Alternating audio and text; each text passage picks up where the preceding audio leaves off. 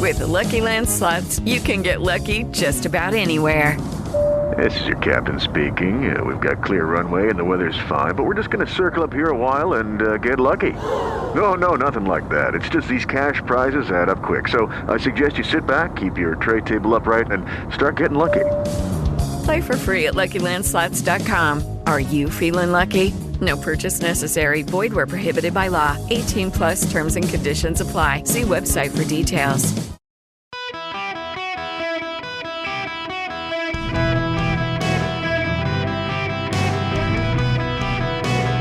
Welcome to the Eric Erickson Show podcast, Hour 1. Do y'all know how hard it is to get a golf course reservation on a Friday afternoon in Atlanta?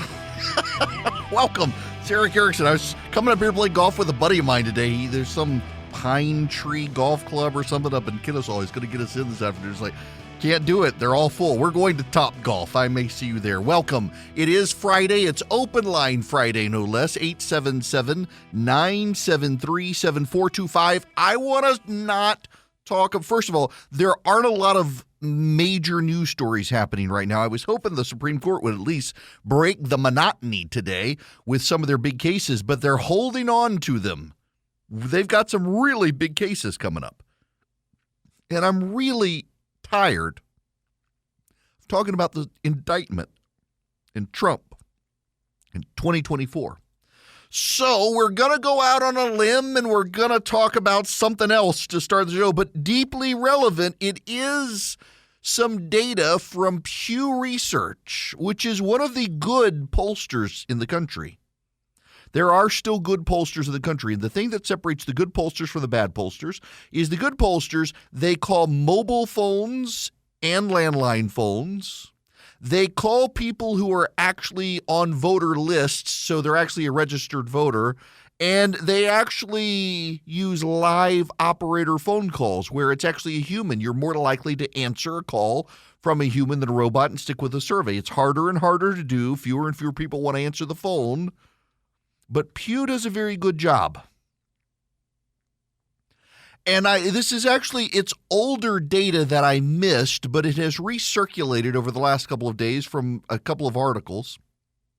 And we should meditate on this because it's a relevant point to what's happening right now in the country.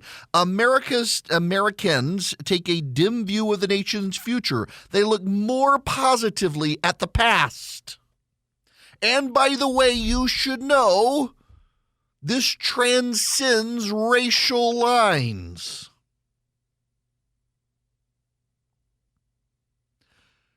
Looking ahead to 2050, 66% of people expect our economy will be weaker. 71% expect we will be less important to the world. 77% believe we'll be more politically divided. 81% believe the gap between the rich and poor will grow. Now, you know, that's actually different. Just 20 years ago, Americans were more optimistic about the future than the past.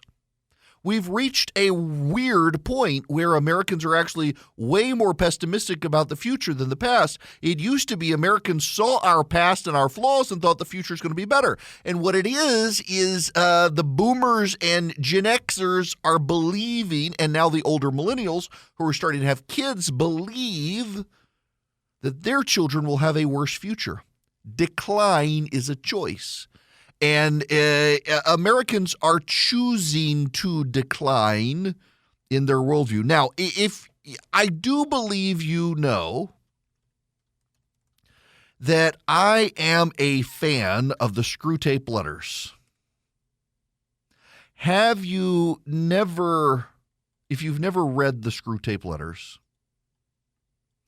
the Screw Tape Letters are a series of letters written by C.S. Lewis. They appeared as a serialized work and then were compiled into a book.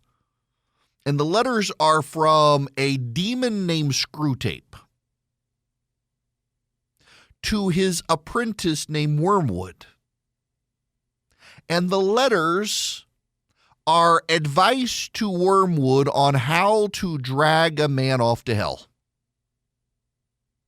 The point here is not theology. There's a philosophical issue here, and there's actually a real psychological issue here, but C.S. Lewis captured this. The 15th letter is also my favorite letter, and it's exactly on this point about people. They're looking to the past lovingly or to the future. This is Screwtape writing to Wormwood. And you should know he's writing these letters, C.S. Lewis is, during World War II.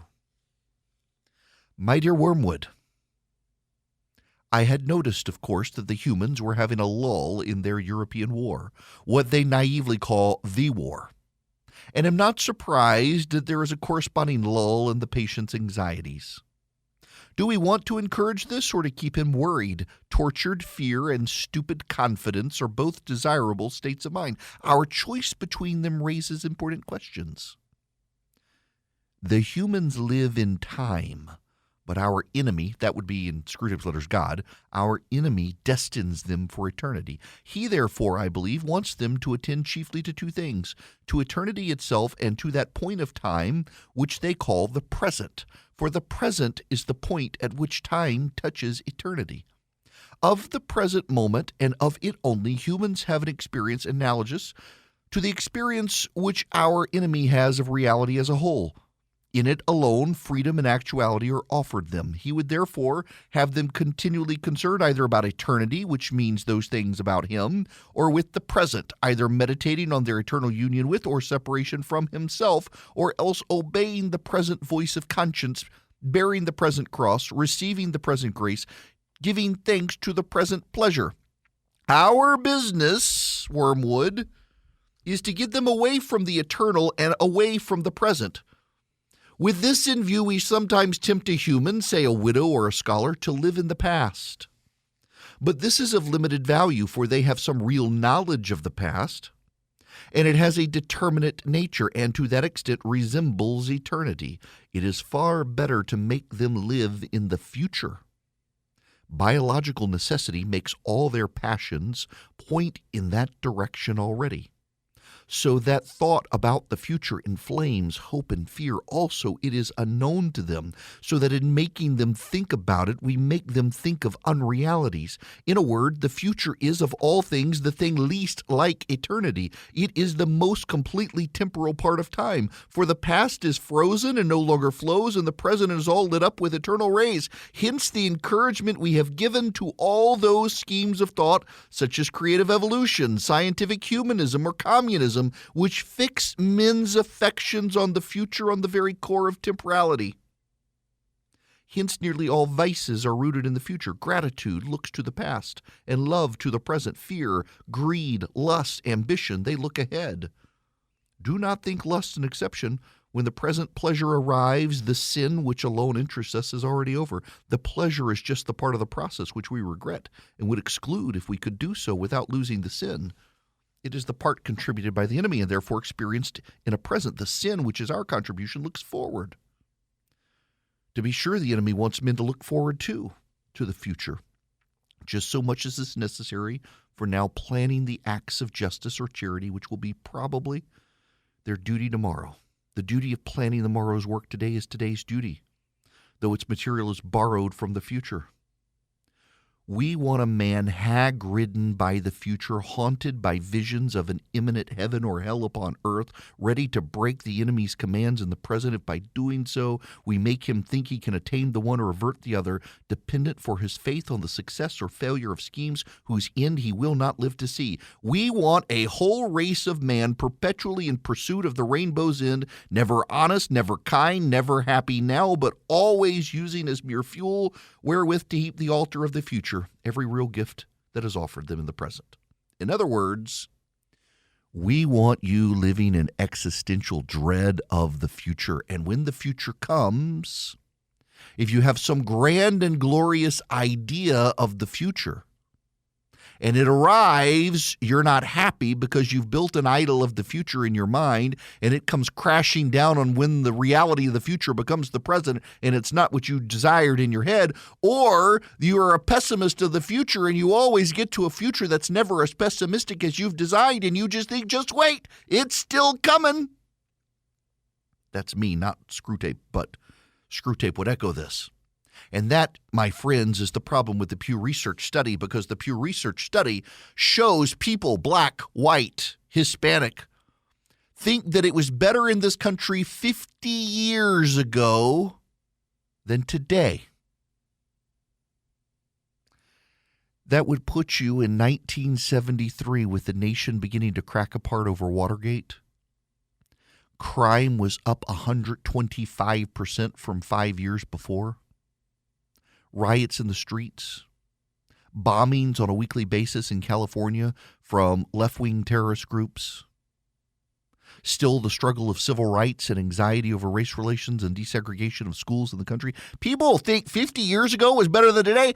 Newsflash, people, you're more free today with more technology today, with greater ability to roam the world today, with cheaper cost today than 50 years ago. Today is really freaking good compared to 50 years ago. And yet people have this idealized version of the past in their head, and every single one of you does. Just for those of you who had a grandmother you had a relationship with, your grandmother's cooking, except for mine. She wasn't a very good cook. But you know what I mean. I had my business agent actually came last week, my radio agent, and he was sitting on my front porch, and he was talking about, I cook a lot. In fact, I've got bread dough rising for 96 hours. I'm working on a recipe for y'all. And he said he remembers his grandmother's fried chicken. She was a refugee from the Holocaust from Germany. She fled the Germans. She was Jewish. She moved to Texas, married a man from West Texas, a Methodist, and learned to cook Southern food. And he says he can still remember just how good her fried okra and her fried chicken was. You remember fondly things of the past, and that makes an idealized version of the past, and you worry about the future, and the worries of the future give you the anxieties of today. I have a sneaking suspicion that a lot of the anxiety you have about your neighbor and about politics and about the future of the country is because of your dread of the future. So you're living in the past, and you're using the past as your benchmark for where the future is, and you're failing to appreciate every single thing around you right now.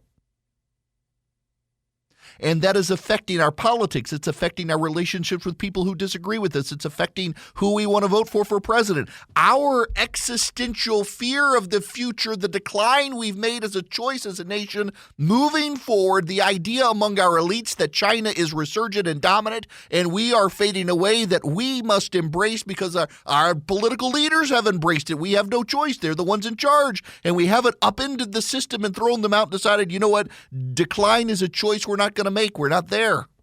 Maybe we will get there. But it's really striking data. We live in fear of each other and angst about each other's political views. And we see zealots on both sides, and I would say particularly on the left, rushing to change culture as quickly as possible, indoctrinating your children into a future they intend to shape because they think we've already declined, we're going to fail, we're going to be worse off, so they might as well get to a future of some design that they have made that is not the future any of us would want if we were busy actually living in the present and appreciating each other and what we have. And the result is our fear and anxiety of the future and our idealization of a past that really wasn't has caused us to screw up the present. Again, to quote Wormwood, or rather Screwtape, we want a man hag-ridden by the future, haunted by visions of an imminent heaven or hell upon earth, ready to break the enemy's commands in the present if by doing so we make him think he can attain one or avert the other, dependent for his faith on the success or failure of schemes whose end he will not live to see. We are living in the 15th Screwtape letter. People are scared of the future, and so they've idealized the past, and so they've forgotten to appreciate the present. And that explains so much of the current political antagonisms we're going through right now. Have you ever wished you could become an even more effective conservative advocate? Like, who could you rely on to give you the knowledge and information you need to make more persuasive arguments, how to knock on doors, how to show up at your local city council or to meet your state legislator, to advocate for small government? Americans for Prosperity can help you. They train you to be a better conservative activist, to grow the movement and fight for small government around the country from the local level to the federal level. And they put points on the board. Over 200 legislative victories in the past year alone, advocating for smaller government and reduced regulation. Americans for Prosperity wants you on their team. You can join them at americansforprosperity.org/Eric. americansforprosperity.org/ERICK. They've got over 30 chapters around the country in states. They're growing new ones all the time. Be a part of a movement for small government with americansforprosperity.org/Eric. Go check them out today. Greetings, conversationalists. Open line Friday, 877-973-7425, where you get to help set the tone of the show as well. Let's go to the first call. Tyson, you're going to be up first. Welcome. Hey, Eric, thanks for having me on. Sure. I wanted to help. Here's my vision of how Ron DeSantis can, bring in every single Trump voter out there, is that he needs to embrace the Trump, everything positive about Trump, what people love about him, how he wants to, he just needs to go on record and say, I'm going to pardon Trump. Just blatantly say that. If I become president, I will pardon Trump, because we all know he might go to jail. Who knows on that? Even the craziest side of the people that love him, he needs to embrace that and say, January 6th, I'll pardon them all. So he started doing that, and I would not be surprised if it's amped up. One of the more curious aspects of all of this is how quiet he has been compared to Haley, Scott, Christie, and Pence. Now, you expect Christie to be loud. You expect Pence to be a little loud. But you would have expected DeSantis to be loud. And I really do suspect, just based on conversations I've had, don't have inside knowledge on DeSantis particularly, but I know some of the candidates are really focus grouping this and messaging this to Trump voters to see what connects to them, to explain to them that they probably do at this point need to move on from Trump. And part of the issue, as I mentioned yesterday, is there has been, admittedly, for really 8 years almost, it seems, this crying wolf aspect of people have said, this is it, this is the end, beginning of the end, and it never has been. So how do you tell them this is different?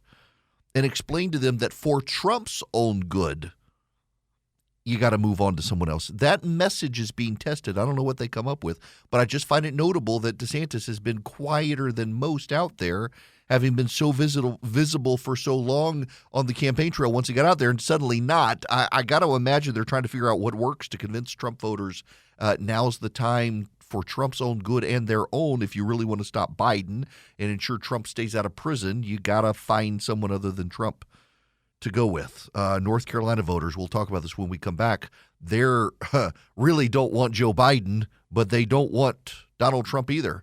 That provides an opening even among Republican voters there if they can figure it out. Now, some of you are just trying to figure out how to keep your computers online at your office or at your home. Vision Computers can help you. They can build you a custom PC with room for upgrade, room for expansion, room to keep it going over time, and then they can service it. They can service it in many cases remotely. So if you've got a small business, mid-sized business, you need somebody to be your IT support and you can't afford to hire the IT guy, you let your employees just call Vision. They'll give you the number. The employees can call. They can help them with email, printer, you name it. For a small annual fee, you can even get Vision Computers to be your tech support guys without buying your computers from them. But you should buy your computers from them because they're fantastic, and they will build you machines that last.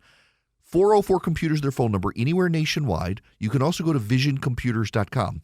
If, however, you call them at 404 Compute, ask them about the Eric Erickson special, you can get a great deal from Vision Computers, not even on their website.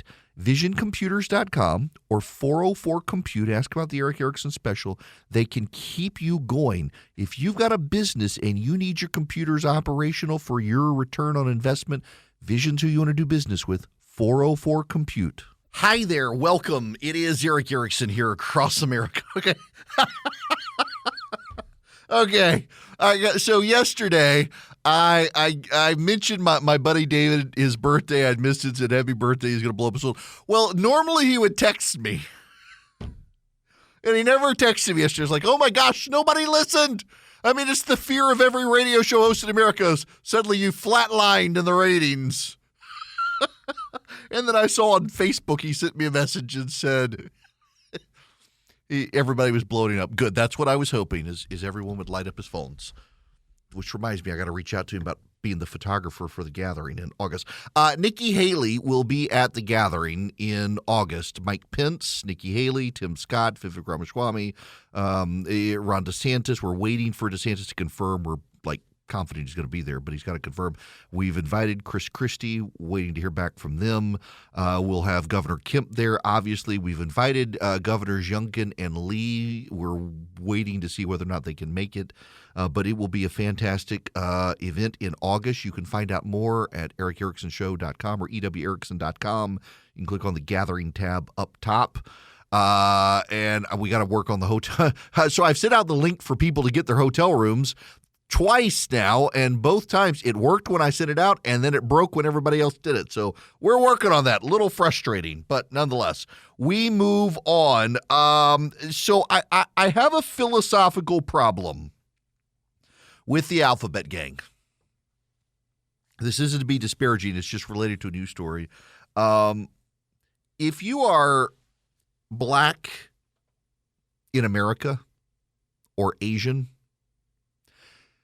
you don't need a bumper sticker on the back of your car to let people know you're black or Asian. It's fairly visible. And one of the issues I have with the Alphabet Gang is the use of the civil rights struggle and the battle over slavery in the Reconstruction and post-Civil War America to tie it into the imagery of what they're going through. And in all honesty, if you've got to have a bumper sticker on the back of your car to let me know what your sexual preference is, that's really a big difference from someone's skin color. You can, if you are gay and white, in the 1950s or 60s, go into a business and not have to worry about which counter you sit at or which water fountain you drink from. But if you were black, you had to be very mindful of that. And really, in parts of the country, you've had to be mindful of that up until recent history. And in some parts of the South, frankly, the 70s, 80s, even some parts of the 90s, not necessarily fantastic. The left would have you believe it's still awful today. It's gotten much better. We've had our first black president of the United States. But it is an issue using the imagery of racial struggle, particularly when sometimes it's not even a struggle that you're using the imagery for, I just think is wrong. Which leads me to this story from KFOR in Oklahoma. The headline is this: Realtor helps LGBTQ plus Texans leave state through Rainbow Underground Railroad. That's the headline. Realtor helps LGBTQ plus Texans leave state through Rainbow Underground Railroad. Now, what was the Underground Railroad? For those of you in Rio Linda, it was not a subway system. The Underground Railroad were abolitionist activists who would have safe houses for people, particularly slaves fleeing the South. A network of homes through which people under the cover of night could travel north, escaping slavery, and when they got to the north, taken in by abolitionists who helped rehabilitate their lives and got them settled, and then kept them safe from those who might, around the north, travel around and try to kidnap escaped slaves and ferry them back to the South. The Underground Railroad was something where the people who participated in it could very literally die. They could be murdered. It was a very big thing. It was historically significantly important. To compare gay people in Texas leaving the state to the Underground Railroad should be offensive even to people who are gay. This is how the story begins. The end of the month can't come soon enough for Paul Lewis. He'll get to hand over the keys to his house in a Dallas suburb and start a long drive north where he'll become the latest LGBTQ plus Texan to leave the state in hopes of finding a friendlier place to call home. Part of me hates the fact that I'm leaving Texas, the home I've always known, Lewis said. But part of me is also excited by the fact that I get to start a new chapter. The lifelong Texan committed in January to begin looking for somewhere else to move. He explained how two factors ultimately solidified that decision, pointing to the growing number of LGBTQ plus restrictions introduced this legislative session, as well as the frequency of deadly mass shootings happening in the state. He noted his home in Carrollton, Texas is 20 minutes from the Allen Premium Outlets where a gunman killed 8 people in May. Plus, the governor recently signed a bill into law that would ban transgender minors from receiving certain health care options to help in their transition. I don't feel like Texas is my home anymore, Lewis said simply. He ended up selling his home through a real estate service launched last summer by Dallas-based broker Bob McCraney, who sought to help LGBTQ plus people list their homes in Texas and then connect them with an agent in another state or even a different country. Where they'd like to go next, McCraney initially called it Flee Texas, but soon changed the name to reflect a broader group of people expressing interest in the service. What we discovered was we got so much response from other states that we decided to expand and become Flee Red States, McCraney said Tuesday. We've helped 27 groups of people so far get out.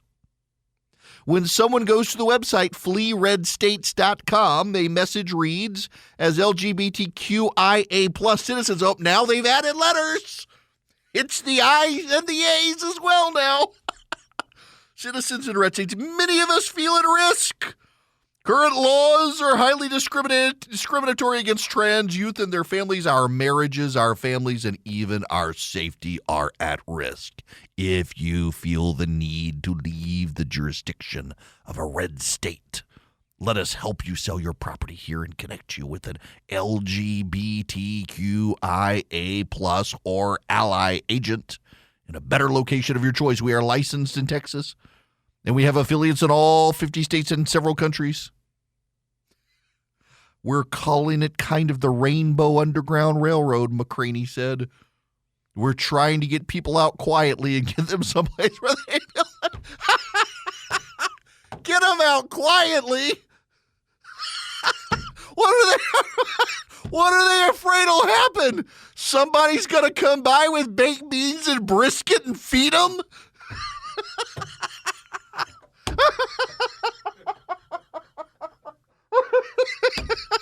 How absurd. Oh my gosh. Oh, we're trying to get them out quietly under the cover of night. Cover up your coexist bumper stickers and the rainbow flag on the back of your car. Oh my gosh. This is a Rainbow Underground Railroad. We got Sojourner Truth coming for you. She'll help you get out. She's armed. Oh my gosh, Harriet Tubman, here she comes. Harriet Tubman's going to take you out. She's going to rescue you. Put her on the $20 bill for helping with the Rainbow Underground Railroad. Oh my gosh, this is so absurd. Listen, kudos to Mr. McCraney. What a genius. You notice the one guy who's not fleeing the awful state of Texas is the realtor making a boatload of cash off the fear of these other people leaving. The governor had an event Thursday to sign a bill that will bar transgender women from playing on female sports teams at the collegiate level, which expands a law passed 2 years ago in Texas. KXAN asked Abbott to address its reporting that dozens of people are leaving the state. He responded to a question about what he would say to LGBTQ plus Texans who assert they no longer feel welcome here anyway. Texas, of course, is a very welcoming state, and we want everyone to be here. So much so because the policies we promote, Texas over the past decade has been the leading state in the United States of America people choose to move to for our policies, and we continue to advance policies that protect children, that protect women in sports, but protect all Texans. Y'all, a woman sold her house in Austin and resides now in New Zealand, where she traveled last week to reunite with her transgender son, who's in nursing school there. They decided to go somewhere overseas rather than another state because they're concerned about a possible shift in the national political rhetoric against transgender rights. Now, who would be at fault for that? Could it possibly be the men who are becoming girls and invading bathrooms or competing against girls in sports? It couldn't possibly be that the transgender community has to shoulder some of the blame here, huh? McCraney says he's helped people flee to Portugal, Mexico, and Ireland, but many just move elsewhere in the United States. Think about the mentality of someone who flees Austin, Texas for New Zealand. Austin, Texas, people. I mean, it's like the Moscow of the South. Do you know I've got a friend who lives in Austin, Texas, and in his neighborhood, they banned mailboxes at people's houses? Everyone now has to go to the front of the neighborhood to a little community-like hut where the mailboxes are. Why? Global warming. You don't want those idling Jeeps from the post office driving up and down delivering the mail. Instead, you want everyone in the neighborhood driving their cars to the front of the neighborhood to pick up their mail. That they tried to ban barbecue from offset smokers in Austin. And you're fleeing Austin, Texas? You might as well just go to California. This is the absurdity. God bless this realtor, though. What a marketing scheme. This is genius. What a genius marketing scheme. We're going to put you on the Rainbow Underground Railroad to New Zealand.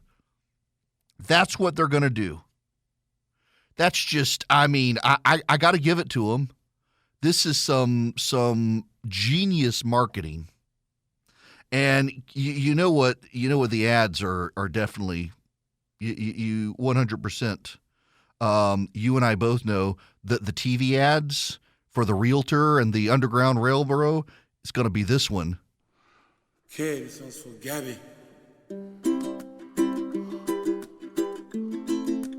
Hello. Are you interested in leaving Texas and going to another state? I would like to introduce you to the Rainbow Underground Railroad, where we will take a commission on your home and allow you to pack up and flee the brisket of Texas for the Brooklyn barbecue of New York City. Somewhere over the Underground Rainbow Railroad, you'll find safety and security in places like New Zealand, Ireland, California, but not Detroit or San Francisco. You might get mugged there. Oh my gosh. This is the most absurd thing. By the way, you know one of those angry groups in Texas that the left hates and is contributing to this is actually, believe it or not, I'm not making this up, Patriot Mobile. Patriot Mobile in, I think it was Carrollton, Texas. I think it was there. They ran 11 conservative parents against the woke school board members and won every single race, and it put a big target on Patriot Mobile's back, and the left is coming for them, which is another reason you should do business with them. You can go to patriotmobile.com/Eric today, and you can move your cell phone service to Patriot Mobile. They're actually headquartered out of Texas, out of the Dallas suburbs. PatriotMobile.com/Eric. You can also call them 972-PATRIOT. Tell them I sent you. You get free activation. They take a portion of their profits and contribute to the conservative causes you care about, including conservative parents battling school board members around the country who are too woke. And they've had an incredible success record doing it. It's PatriotMobile.com/Eric. You get guaranteed great service. They use the same cell towers you're probably already using, and they share your values and contribute to the cause you care about. You can even take your existing phone number to them. PatriotMobile.com/Eric or 972-PATRIOT. Tell them I sent you. Hello there. Welcome. It is Eric Erickson across the nation. This hour is brought to you by First Liberty Building and Loan. If you're trying to grow your business and lenders are giving you a hard time getting access to capital, First Liberty makes their own lending decisions and they can help your business grow. If you need $250,000 or more to buy a building, build a building, buy a franchise, expand a franchise, buy out a business partner, things like that, reach out to them. FirstLibertyGA.com. FirstLibertyGA.com. They can help you nationwide. Let's see real quick. Tony, I want to go to you. Welcome, Tony. Happy Friday. Hi, how you doing? Happy Friday. You hit the nail on the head with the gay rights or the civil rights movement, and the real reason why this is happening because the racism and with blacks and a lot of that stuff is pretty much gone. You still have some, but there's nobody really stopping us from getting what we want. So they need a new civil rights group. They need a new group of people. So this is the Democrats know that it's not working anymore with the skin color stuff. So now we need another group of people that we can say, oh, you're being mistreated. The government is against you. And that's all it is. It's ridiculous. And Al Sharpton and Jesse Jackson should be outraged for them to even use and attach that to civil rights for what they so-called went through and fought through way back in the 60s. And now you're allowing them to attach another group that have not gone through anything what we've gone through because they know that the civil rights movement is non-existing now.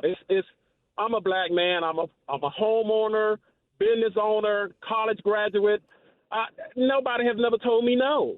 So now they need a new group. They need somebody else to say, you've been done wrong. You've been mistreated. Come over here. They need a new civil rights movement. That's all it is. Hey, listen, if they don't do this, they're going to go out of business. They don't want to go to business. They got to manufacture new outrage to keep the money coming in. Tony, look, I appreciate it so much. You have a great weekend. It is Open Line Friday here, 877-973-7425. Should you wish to be on the program, I am happy to have you.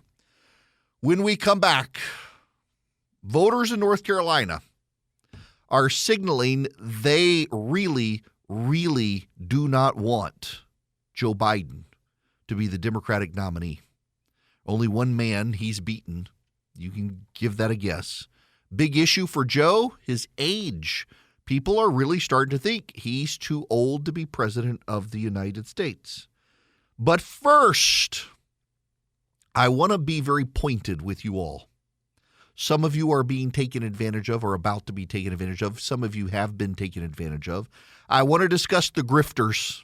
On the left of me and on the right of me, grifters all around. We should be able to clean this stuff up. We should at least be able to be pointed with it.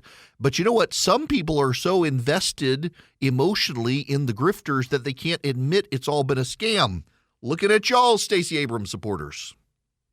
When we come back, some profound new data about all those big voter registration drives run by Democratic candidates claiming they were going to dominate and where those actual voter registrations actually came from. It kind of dispels the myth that they were super effective grassroots organizers. While meanwhile on the right, one group wants $108 million to do ballot harvesting in just 3 states. The grifters are running amok. With the Lucky Land Slots, you can get lucky just about anywhere. This is your captain speaking. We've got clear runway and the weather's fine, but we're just going to circle up here a while and get lucky. No, nothing like that. It's just these cash prizes add up quick. So I suggest you sit back, keep your tray table upright, and start getting lucky. Play for free at LuckyLandSlots.com. Are you feeling lucky? No purchase necessary. Void where prohibited by law. 18+ terms and conditions apply. See website for details.